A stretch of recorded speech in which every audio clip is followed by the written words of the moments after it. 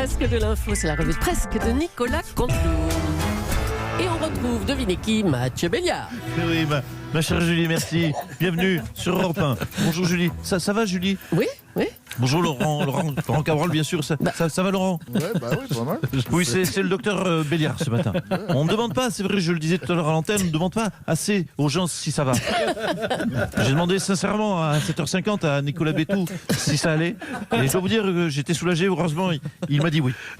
Il va bien. Parce qu'il m'a dit non, ça va pas trop, parce que j'ai mon grand qui a eu 4 ans en maths, puis j'ai mon sèche-cheveux qui est cassé, donc j'ai pas pu faire mon brushing pour ma chronique radio. J'aurais été obligé de lui dire on s'en branle, cher Nicolas, on n'a pas la place pour en parler.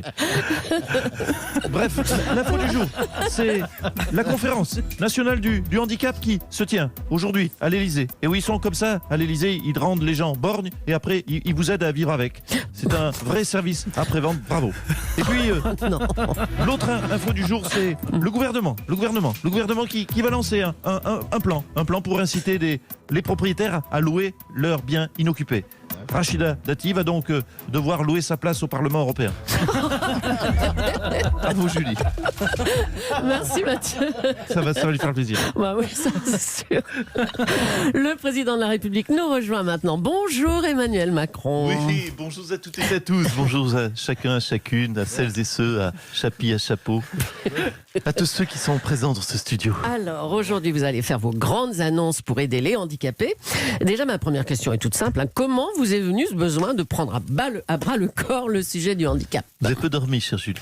À bras le corps, oui. Le sujet du handicap. Eh bien, ça m'est venu. Comment ça m'est venu? D'abord, ça m'est venu mercredi. Pourquoi mercredi? Pourquoi un mercredi? Alors, très simplement parce que c'est le jour du Conseil des ministres. Et alors? J'ai regardé mes ministres. Et je me suis dit, il faut que je fasse quelque chose d'urgence pour les handicapés. Oh là là.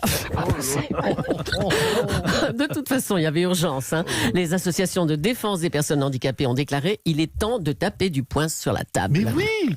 Mais je vous le confirme, oui, il est temps de taper du poing sur la table. Enfin, pour ceux qui ont un point. Oh là là. Écoutez, Philippe Croizon, il risque de galérer un peu. Oui, bon, écoutez. Il me permet de faire cet humour-là parce que lui-même en fait sur lui-même et adore cet humour. Donc, on va avoir beaucoup de courriers. Oui, c'est ça, c'est l'excuse. Vous avez annoncé des mesures fortes. Quelle est la principale mesure pour le travail des handicapés? Je garde Castaner. C'est la principale mesure et Dieu sait que c'est un handicap. Bon, écoutez, on arrête là. Je crois. Merci, Monsieur le Président. Oh là là, bon courage avec toutes ces mesures. Je vous en prie. Marine Le Pen et son parti appellent à la création d'une banque de la démocratie pour financer les campagnes de son parti. Bonjour, Madame Le Pen. Oui, madame. Je rêve d'une banque. Ah, c'est Gad Elmaleh. Qui me prêterait de l'argent. Votre argent, Mme Leclerc, et votre argent aussi, je l'ai métisse. Ton argent, oui, je l'ai métisse. Il doit être blindé, celui-ci, avec ses grosses audiences. Votre argent, les auditeurs aussi, oui, de l'argent que je rendrai, je le précise, à une date ultérieure, n'est-ce pas? Mais vraiment très ultérieure. Attendez, vous n'avez jamais rendu les 4 millions d'euros à votre père, Alors, sur ce sujet, effectivement, non. Car papa a 91 ans. Et bon, franchement, il n'est pas à 10 ans près. Et à tout moment, dès qu'il clame, c'est comme un petit loto. Oh là là là. Mais vous n'avez pas rendu non plus à vos prêteurs russes les 9 140 000 euros. Alors, non plus. Pas tant encore, vous avez raison. À ce sujet, on a pu lire dans Le Parisien, c'est Jordan Bardella qui est convoqué le 2 juin devant une juridiction russe pour le non-remboursement, justement. Voilà, devant une juridiction russe pour le non-remboursement. Oui, c'est triste, mon Jordan, comme cela, partir, fauché à 24 ans, en pleine jeunesse. Rest in peace, mon Jordano. Il me restera mon joli métis quelque part. C'est essentiel, ça. Allez, merci Marine Le Pen. Allez, on revient maintenant sur cette supposée rivalité entre Bruno Le Maire et Édouard Philippe. On soupçonne le premier de vouloir le poste de Premier ministre, du second. Bonjour, Monsieur Le Maire. Oui, non, mais franchement, arrêtez cette rumeur. Bonjour Julie, bonjour à vos aimables sous-fifres. Je ne souhaite pas prendre, je le dis tout de go, haut et fort, je ne souhaite pas prendre la place du Premier ministre et je ne suis candidat à rien. Ah bon? Écoutez, je n'ai aucune ambition, je suis une larve. Je pourrais passer mes journées en slip chez moi à bouffer des chips devant Motu. Tellement j'attends plus rien de la vie, vous Oh là connaissez. là là là là. Mais enfin, vous avez été candidat contre Nicolas Sarkozy pour être président de l'UMP, aux primaires de la droite pour être président. On sait que vous avez des ambitions quand Mais même. non, mais des ambitions, mais aucune. Mon rêve, c'était d'être ministre d'Emmanuel Macron et qu'il me parle mal et que je l'afferme comme une petite crotte. Ah bah, dis donc. Alors vous imaginez qu'en ce moment, pour moi, c'est le bonheur total. Je vis mon rêve de gosse. Pourtant, votre nom revient toujours en premier pour remplacer Édouard Philippe. Bah tant pis, Emmanuel Macron prendra quelqu'un d'autre.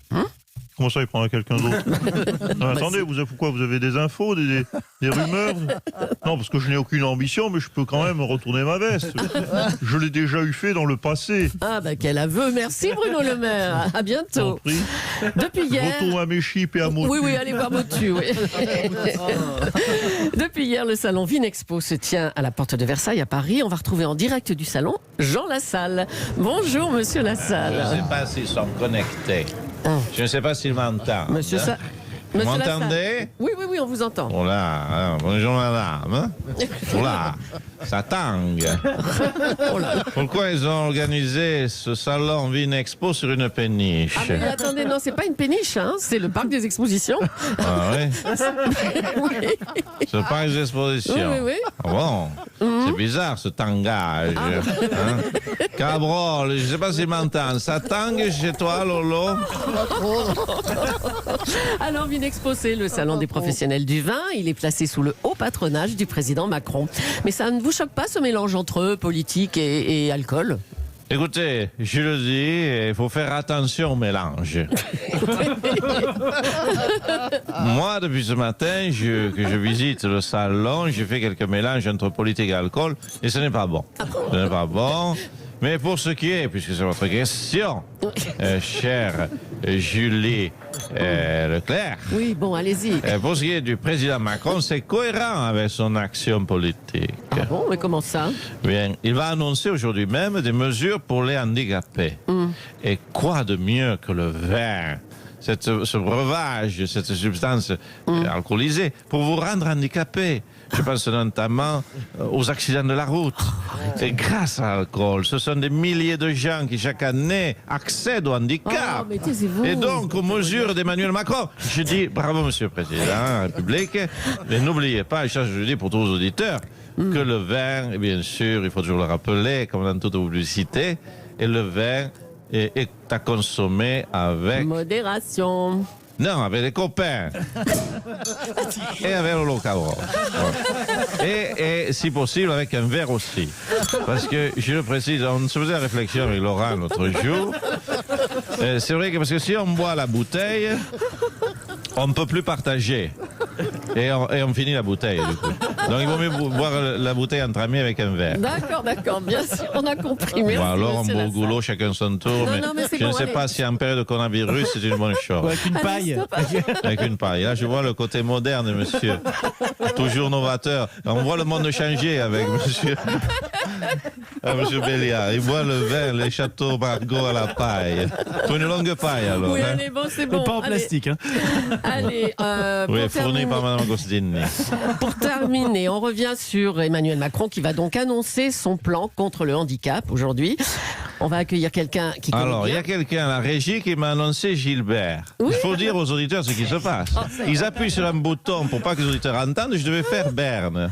Et on me dit Gilbert, ça veut Non, dire parce qu'on qu'on n'a plus saute, le temps, bah on oui. spolie. Quoi?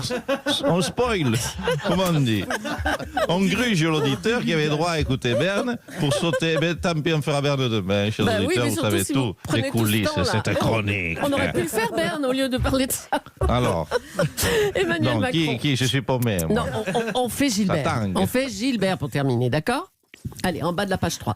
Emmanuel, Mais C'est on le va salon tout du dévoiler, les secrets. Emmanuel Macron va donc annoncer son plan contre le handicap. On va accueillir quelqu'un qui connaît bien ce monde des handicapés, c'est Gilbert Montagnier. Oui, bon, c'est moi alors. Oui, bonjour Maryse. Ah non, c'est Julie. Oui, mais ça, j'en sais rien, parce que moi, je suis non-voyant. Ça, c'est de l'humour sur le handicap. Ah Voilà. ben oui, En alors, 3 mots. les handicaps. L'égalité des droits pour les handicapés, c'est la loi Chirac, c'était il y a 15 ans.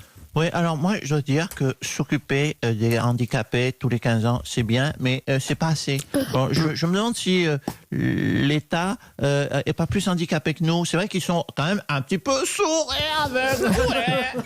Un mot des nouveaux droits, celui de voter, de se marier et de divorcer sans tutelle. Oui, c'est important de voter. Moi, la dernière présidentielle, j'ai voté Marine Le Pen. Ah bon, vous Et- aimez le Rassemblement National, Gilbert Montagnier?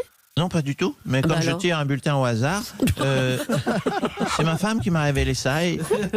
Ben oui, il n'y a toujours pas de bulletin braille. Et moi, je le dis haut et fort ce matin sur l'antenne d'Europe 1, une parole forte. Il n'y a que le braille qui m'aille. Ouais, je vote en liberté. Bon, on fera Stéphane Bern demain, Mais évidemment, d'accord? il sera là demain.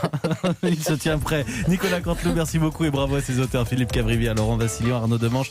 La revue de presse qu'à retrouver sur europe1.fr. Merci Julie.